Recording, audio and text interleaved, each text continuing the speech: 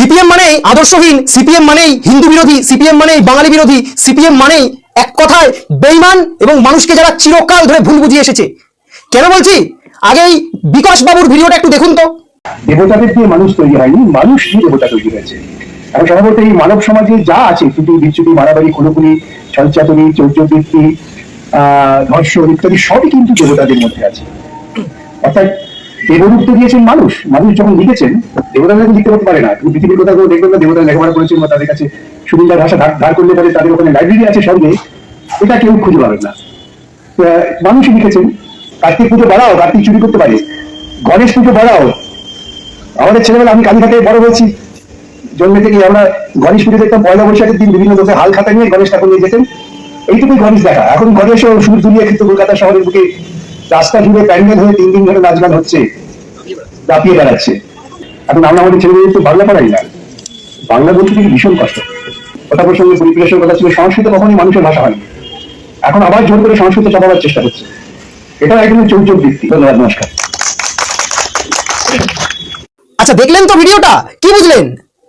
এরা হচ্ছে এমন সেকুলারিজমের উদাহরণ আপনাদের চোখের সামনে সেট করবে, কিন্তু আমাদেরকে প্রশ্ন করতে ইচ্ছে করে যে বিকাশ বাবু তো চিবিয়ে চিবিয়ে বিফ খেলেন ধর্মতলায় দাঁড়িয়ে, তাহলে সেলিম বাবু শুয়োরের মাংসটা কবে খাবেন? ডেটটা জানাবেন, আমি রান্না করে নিয়ে গিয়ে খাওয়াবো আপনাকে।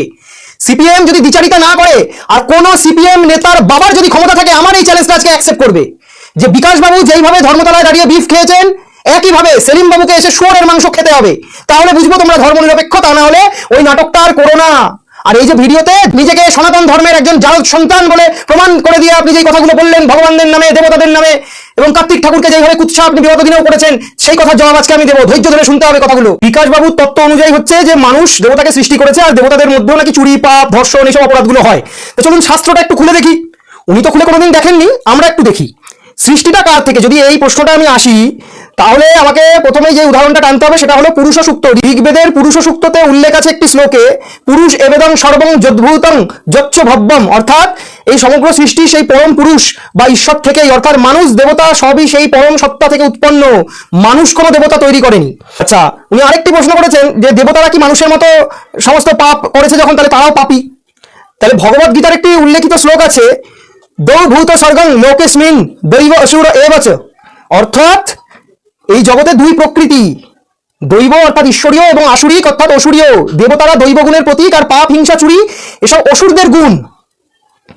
আচ্ছা, উনি বলেছেন দেবতাদের কোনো লাইব্রেরি নেই, দেবতারা অশিক্ষিত। খুব ভালো কথা, কিন্তু উনি কি এটা ভুলে যাচ্ছেন যে ঋগ্বেদে উল্লেখ আছে, বেদ নিজে থেকেই এসেছে দেবতাদের দ্বারা প্রেরিত জ্ঞান হিসেবে। আমরা মা সরস্বতীকে বিদ্যার দেবী বলি, বৃহস্পতিকে দেবতাদের গুরু বলি। যেখানে গুরু আছে, বিদ্যা আছে, সেখানে অশিক্ষা কিভাবে থাকে?